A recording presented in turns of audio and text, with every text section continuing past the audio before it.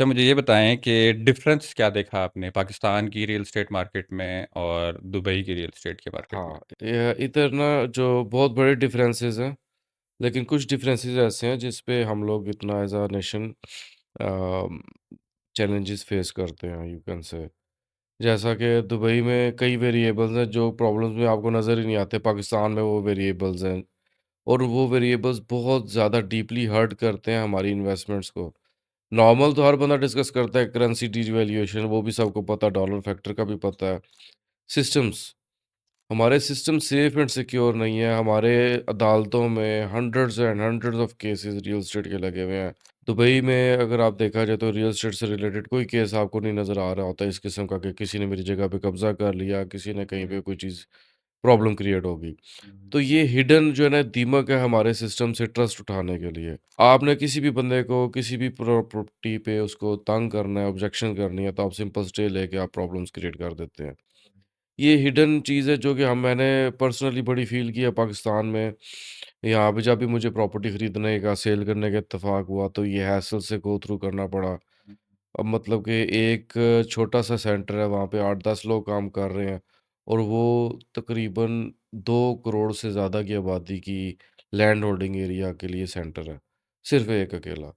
मतलब कि आप ये ओवरऑल पाकिस्तान में ऑब्ज़र्व करेंगे कि हमारा गवर्नमेंट के साथ जो इंटरेक्शन हो रहा है, लैंड रिलेटेड मैटर्स में, प्रॉपर्टी नाम कराने में, सेल करने में, हमें खुद को पता ही कोई नहीं है कि क्या प्रोसेस है। रजिस्ट्री का क्या जी, बस वो स्टाम्प का उसको पेपर दे दिया, उसने तैयार कर दिया। तो ये हैसल भी इन्वेस्टर तो फ़ील करता है। आप अपने एंड पे तो सोचते हैं कि यार मुझे अपने लिए 5 मरले, 10 मरले का एंड यूज़र पर्सपेक्टिव में घर बनाना है या अपने लिए एसेट बनाना है।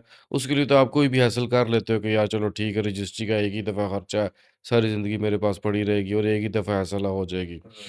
इन्वेस्टर पर्सपेक्टिव से आप सोचो कि if someone is having millions and millions of rupees and even dollars और पाकिस्तानी इंडस्ट्रियलिस्ट है और मैं आपको बता दूं दुबई में ये हकीकत है कि टॉप इन्वेस्टर्स पाकिस्तानी ही गिने जाते हैं या इंडियंस गिने जाते हैं। बुर्ज खलीफा में दूसरे नंबर पे, तीसरे नंबर पे पाकिस्तानी है। दुबई में ओवरऑल लैंड होल्डिंग्स में, प्लॉट होल्डिंग्स में, अपार्टमेंट्स में, डेवलपमेंट्स में, नॉर्मल बिज़नेस में, ट्रांसपोर्ट में, फ्रूट एंड वेजिटेबल में, आप दुबई को सेकंड पाकिस्तान ही समझ लें, सेकंड होम कंट्री ही समझ लें, इतना ज़्यादा दुबई में आपको एक्टिविटीज़ नज़र आती हैं। तो ये सब प्रॉब्लम्स जो है ना फिर फेस करनी पड़ती हैं इन्वेस्टर को पाकिस्तान में। दुबई में आपको नाम चीज़ करानी है, चीज़ खरीदनी है, it's very, very easy process. इतना ईज़ी प्रोसेस है कि उसके लिए कोई आपको याद ही नहीं करना पड़ता क्या करना है।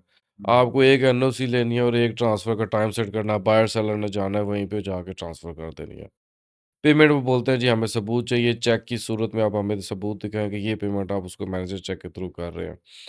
आप वहाँ पे जाते हैं ट्रांसफ़र कराने प्रॉपर्टी, एक वेलकम करने के लिए रिसेप्शनिस्ट होता है, वो आपकी फ़ोटोस्टेट फ़ोटोकॉपियाँ ये नहीं बोल रहे होते कि यार आप जाएँ, वहाँ से जाके करा लें, वहाँ से जाके करा लें। अब एक बंदा है जो कि चलो लेट्स से हम कहते हैं कि पाकिस्तान के मार्जिन्स भी आउट क्लास हैं, लेकिन उसको ये हैसल आएगी तो वो बोलेगा यार मैं वहाँ पे जाके इन्वेस्ट करूँ जहाँ पे मेरी इन्वेस्टमेंट सेफ़ हो, कोई स्टे मामला ना हो, मुझे खरीदना बेचना आसान हो, मैं टॉर्नी दूँ तो वैलिड हो। हर चीज़ इतनी सिस्टमैटिक है कि आप मोबाइल पे बैठे-बैठे किसी को पावर ऑफ अटॉर्नी दे दें। आप मोबाइल पे बैठे-बैठे ऑथराइज़ेशन दे दें, रेंट पे चीज़ लगा दें। आप मतलब कि लाइफ़ बहुत आसान है आईटी इंटीग्रेशन की वज़ह से। तो हमें ये चैलेंज बहुत फ़ेस करना पड़ता है इन्वेस्टर्स को पाकिस्तान में और ये बहुत बड़ी रीज़न है बाहर के मुल्क इन्वेस्टमेंट करने की।